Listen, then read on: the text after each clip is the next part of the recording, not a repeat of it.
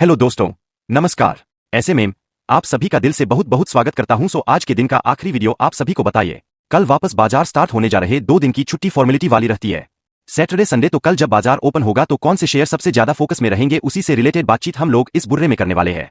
कुछ कंपनियां ऐसी थी जिन्होंने फ्राइडे के दिन मार्केट क्लोज जाने के बाद कुछ खबरें लेकर आए थे या फिर उनके नंबर आए थे। कुछ कंपनी के सैटरडे के दिन नंबर्स देखने को मिले थे। कुछ कंपनी से रिलेटेड आज के दिन कुछ खबरें आई थी। प्लस उसी के साथ अब परसों की बात करें तो बजट भी है। तो पूरे कौन कौन से स्टॉक्स ऐसे हैं जो कि कल के दिन के हिसाब से बाजार फोकस में आप रखेगा, उसी से रिलेटेड बातचीत होने वाली है। इसलिए डिस्क्लेमर लेकर चलना कोई रिकमेंडेशन नहीं है कि बाय करो, सेल करो, होल्ड करो, एवरेज करो, करके आपकी मर्जी। तो चलिए स्टार्ट कर लेते। सबसे पहले तो लोटस चॉकलेट यह फोकस में रहेगा बिकॉज इनके नंबर एकदम कमाल के देखने को मिले थे। तो हेलो दोस्तों, आप ये वीडियो देख रहे हैं तो मैं आपको बता दूं कि यह वीडियो ट्रेडिंग से रिलेटेड है। तो यह आप मेरी बातों को मैं मेरा अनुमान बताता हूं। अगर आप इनको यूज़ करते हैं तो इसमें मेरी कोई जिम्मेदारी नहीं होगी। यह ऑन एयर बेसिस 4,500% की जंप प्रॉफिट में देखने को मिली थी। उसके बाद लगातार अपर सर्किट के ऊपर अपर सर्किट स्टॉक लगातार देखने को मिल रहा है।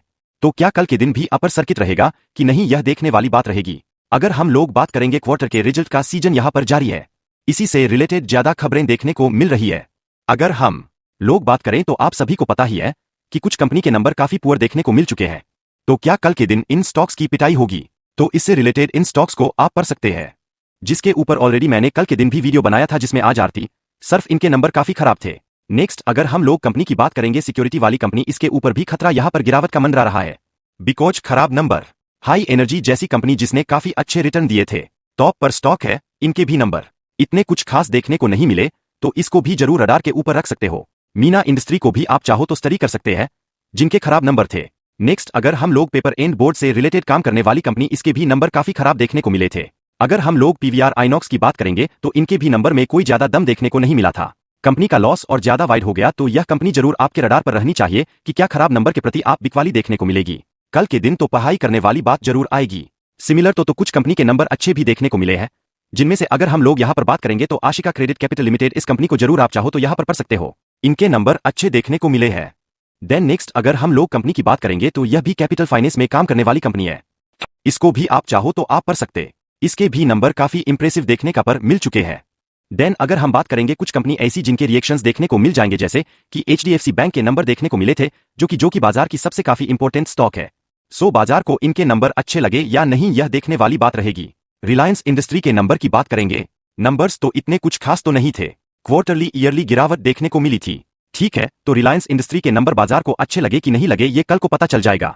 और ये दोनों स्टॉक्स की बात करें तो खासियत क्या है, निफ्टी 50 के टॉप 2 सबसे ज्यादा वेटेज देने वाले stocks plus HDFC bank indirectly Nifty 50 में काफी वेटेज का कंट्रीब्यूशन देता है। Bank Nifty financial services and Reliance industry भी ऑयल एंड गैस की अगर बात करें पूरे इंडेक्स में काफी बड़ा वेटेज, नियर बाय व थर्ड वेटेज लेकर चलता है, जो कि इंडेक्स निफ्टी 50 में सेकंड लेवल का कंट्रीब्यूशन देता है। तो इन दोनों स्टॉक्स के प्रति कल बाजार कैसा रहेगा, यह देखने वाली बात होगी। विप्रो के नंबर भी देखा गया तो रेवेन्यू में काफी ड्रॉप डाउन देखने को मिला था। इस चीज के चलते विप्रो के एडीआर ने काफी बड़ी गिरावट दिखाई थी, 11.5% के आसपास की गिरावट। तो इस चीज के चलते विप्रो कल कैसे रिएक्ट करेगा, यह देखने वाली बात रहेगी। यस बैंक के नंबर भी हम लोगों ने देखे थे, नंबर तो काफी अच्छे थे। यस बैंक का प्रॉब्लम यह रहे थे लॉन्ग टर्म में कंसिस्टेंसी नहीं दिखा पाता, बट इस वक्त के नंबर की बात करें तो बैंक ने अच्छा परफॉर्मेंस यहां पर दिखाया था। तो इसके प्रति बाजार का रिएक्शन क्या देखने को मिलता है, यह देखने वाली बात जरूर रहेगी। नेक्स्ट अगर हम लोग बात करेंगे तो अलग अलग खबरें आती रहती। तो अदानी ग्रुप की अगर हम लोग बात करें तो अदानी ग्रुप आप सभी को पता है मुंबई में एक बहुत बड़ा प्रोजेक्ट यहां पर करने जा रहे हैं, जो कि धारावी प्रोजेक्ट करके, ठीक है। सो उसको रोकने की आप पर बातचीत यहां पर हम लोग को होते हुए देखने का आप मिल रहे हैं। अगर आप एक पॉलिटिकल पार्टी की अगर हम लोग यहां पर बात करें जो कि उद्धव ठाकरे की हम लोग को देखने को मिल जाती है, ठीक है, उनकी जो शिवसेना है, उन्होंने कहा कि अगर हम लोग जीतकर अगर आ गए तो यहां पर जो अदानी का जो धारावी का जो प्रोजेक्ट है वो यहां पर क्या कर सकते, स्क्रैप कर सकते। यह पॉइंट उन्होंने फिलहाल तो बोल के रखा है। तो इस चीज के चलते अगर कोई स्टॉक स्टडी करना ही है अदानी ग्रुप से रिलेटेड तो आप अदानी इंटरप्राइज को थोड़ा बहुत स्टडी कर सकते हो। अगर हम लोग बात करेंगे टाटा पावर की, हाल ही में हमने कुछ जनरल मीटिंग देखने को मिले थे। एनुअल जनरल मीटिंग की बात करें जहां पर बड़े बड़े पॉइंट्स आपके सामने रखे हुए थे। उन्होंने यह भी कहा कि 20,000 करोड़ के आसपास का कैपेक्स कर रहे हैं। मैक्सिमम कैपेक्स के लिए जो फंडिंग रहेगी वह कंपनी इंटरनली जो बिजनेस करेगी, उसी के चलते कैपेक्स करने का विचार आप करेंगे। डेब्ट तो जरूर लेंगे, थोड़ा बहुत, पर ये जितना हो सके कैश फ्लो जनरेट करके उसी को ही री इन्वेस्ट करने की बातचीत उन्होंने की थी।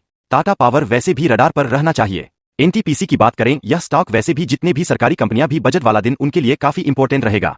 उसके पहले के जितने भी यह दिन देखने को मिलने वाले एनएचपीसी की भी अगर हम लोग बात करें काफी इंपॉर्टेंट रोल प्ले करने वाले ऑलरेडी टॉप लेवल से बहुत ही अच्छी तरह की सब लोग को डाउन आते हुए देखने का पर मिल चुके हैं। आरवीएनएल की अगर हम लोग बात करेंगे, आरवीएनएल ने भी काफी सारे खबरें आप पर दिखाई थी जिस चीज के चलते तेजी देखने को मिली थी। 2-3 खबरें यहां पर आई थी। इजराइल से रिलेटेड एक खबर को देखने को मिली थी, प्लस इन्वेस्टर से रिलेटेड भी खबरें हम लोग को देखने को मिली थी। इन्वेस्टमेंट होल्डिंग को एलआईसी की बढ़ते हुए देखने को मिली है, म्यूचुअल फंड की बढ़ते देखने को मिल चुके, फॉरेन इंस्टीट्यूशंस की बढ़ते हुए देखने को मिल चुकी है। तो इसी चीज के चलते यह भी एक फोकस में हम लोग को देखने का पे मिल रहा था। अगर हम लोग बात करें आईआरएफसी भी इसी चीज के चलते ज्यादा फोकस में देखने का मिल रहा, प्लस बजट का सीजन है तो inter railway structure defence sector तो फोकस में रहेगा ही रहेगा। अगर हम लोग बात करेंगे फिलहाल तो बीएसएनएल एकदम फॉर्म को बीच में देखने का मिल चुका है। जब से जियो, एयरटेल, वोडाफोन, आइडिया ने रेट बढ़ाए हैं उसके बाद सोशल मीडिया के ऊपर काफी ज्यादा चीजें देखने को मिल गई बीएसएनएल को लेकर। फिर उसके बाद एमटीएनएल से रिलेटेड भी काफी खबरें देखने को मिल गई कि एमटीएनएल के ऑपरेशंस बीएसएनएल में शिफ्ट क्या पर हो सकते करके, मर्जर की तो संभावना कम है करके जैसे खबरें देखने को मिली। उसके बाद एमटीएनएल के स्टॉक ने भी आप देख सकते हैं रफ्तार यहां पर पकड़ी हुई है। अगर हम लोग आप पर बात करेंगे टीटीएसएल या टाटा ग्रुप की, आप कह सकते पेनी टाइप का स्टॉक देखने को मिल रहा है। यह भी हम लोग यूज बुल रन में तेज होते हुए देखने को मिल जाए, अभी भी बोल रहे हैं। इसके पहले भी अगर आप 5 साल पहले का डेटा देखोगे जो क्विट के बाद बोल रहा था, यह भी रॉकेट बना था। आपको बताइए कि ऐसे स्टॉक्स में अगर कोई भी एक्सपेरिमेंट करता है, एक्सपेरिमेंट कोई भी जाने का विचार करते भाई, उसके लिए टाइमिंग बहुत इंपॉर्टेंट है। अगर थोड़ा भी टाइमिंग मिस हो गया और यहां पर जिन्होंने भी कोई ना तो खरीदा होगा ना क्या फंसे होंगे, देखिए पूरी तरीके से पैसा उड़ जाता है। ठीक है, तो ऐसे स्टॉक्स में टाइमिंग बहुत ही इंपॉर्टेंट रोल प्ले करता है। बिकॉज ये देखा गया तो फंडामेंटल स्ट्रांग है। नहीं आप देख सकते कंपनी का जो खर्चा आप कर सकते या फिर इंटरेस्ट लोन के ऊपर जो इंटरेस्ट देते हैं वो कंपनी के कमाई से ज्यादा हम लोग देखने को मिल जाते हैं, प्रॉफिट से ज्यादा देखने को मिल जाता है। प्रॉफिट नहीं कर सकते, ऑपरेटिंग प्रॉफिट आप चाहो तो कह सकते हैं। इसलिए कंपनी अच्छा प्रॉफिट, ऑपरेटिंग प्रॉफिट करने के बावजूद कंपनी लगातार घाटे में जाती रहती है, क्योंकि कंपनी कमाती है 10 रुपए और लोन के लिए 12 रुपए उनको देना पड़ता है, तो हर वक्त नुकसान 2-2 रुपए ही आपको देखने को मिल जाता है। जस्ट एग्जाम्पल देकर रखा है। तो बीच बीच में जब खबरें आती है, बुल रन चलता है, तो ऐसे स्टॉक हम लोग को भागते हुए देखने को मिल जाते हैं। पर याद रखना, जब भी अगर कभी बाजार की गिरावट की संभावनाएं बन जाती, अगर बाजार गिर जाता है तो इस प्रकार के स्टॉक सबसे ज्यादा हम लोग को नीचे आते हुए देखने को मिल जाते हैं। तो इसलिए याद रखना, बिजनेस सबसे इंपॉर्टेंट चीज रहती है। सिमिलर एचएएल की बात करेंगे, एचएएल में भी लगातार कई दिनों से गिरावट देखने को, जो कि नॉर्मल सी चीज होती। भाई रोज तेजी तो नहीं होगी, प्रॉब्लम उन्हीं को होता है जो बिजनेस को ना देखकर सिर्फ तेजी रिटर्न्स को देखकर निवेश करते हैं। सो इस प्रकार के माहौल में ऐसे काफी सारे रिटर्न फंस जाते हैं। यह कोई अभी की बात नहीं है, मार्केट कई सालों से चल रहा है और कई सालों से इस प्रकार की तकलीफ काफी सारे रिटेल स्टोर को हुई है, जो कि हमेशा ही होती रहेगी। जब तक वो अपना अप्रोच स्टडी ओरिएंटेड नहीं रखेंगे, बिजनेस ओरिएंटेड नहीं रखेंगे, तब तक उनको इस प्रकार की तकलीफें झेलनी पड़ेंगी। अगर हम लोग बात करेंगे तो बजट से रिलेटेड भी अलग अलग खबरें यहां पर आती रहती है। ठीक एक और पॉइंट पर फिलहाल तो सामने आते दिखने पर जिस चीज के चलते क्रिस वुड का बयान हम लोग को सामने आते हुए देखने को मिल चुका है, तो उन्होंने यह भी कहा दोस्तों कि बजट में 4 जून से भी ज्यादा की बड़ी गिरावट हमें को देखने को मिल सकती है। यह कौन कह रहा, क्रिस वुड ऐसा क्यों कह रहे? क्योंकि एक चीज बाजार में आप पर बातचीत होती देखने को मिल रही है कि सरकार शायद से एलटीसीजी बढ़ाने का विचार कर रही है। देखो यह सारे शायद वाली चीजें यहां पर रहती है। आप देख सकते यहां पर यह बात क्रिस वुड ने सामने रखी। उन्होंने बोला कि स्टॉक मार्केट में face bigger crash than for June. अगर ऐसा होता है तो अगर मतलब क्या कि अगर सरकार एलटीसीजी बढ़ाती है तो ठीक है। इनफैक्ट उन्होंने भी बोला है, पर्सनली भी मुझे लगता है कि इसके चांसेज तो ना के बराबर होंगे। भाई टैक्स और कितना बड़ा हो गए ऑलरेडी, इतना सारा टैक्स है करके।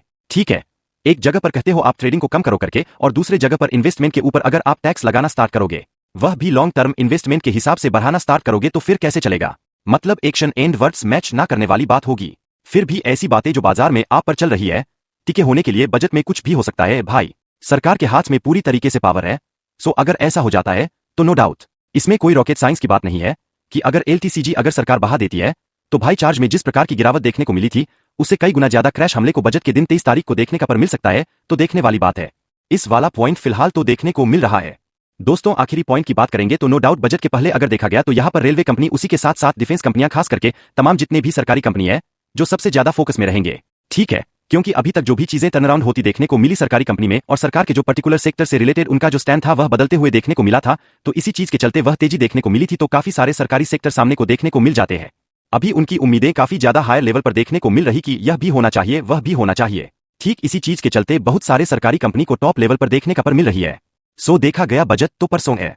ठीक है, मंगलवार के दिन अगर किसी को भी अगर एडजस्टमेंट, अगर कोई भी चीज अगर करनी होगी प्लस माइनस, तो यस मतलब टुमारो या एक ही दिन हम लोग को फिलहाल तो देखने को मिलने वाले बजट से पहले तो इसी चीज के चलते सरकारी कंपनी भी जितने भी स्टॉक्स एंड सेक्टर को देखने को मिल जाते, जो सरकार से जुड़े हुए हैं, वह सबसे ज्यादा हमने फोकस में रहते हुए देखने का पर मिलने वाले हैं।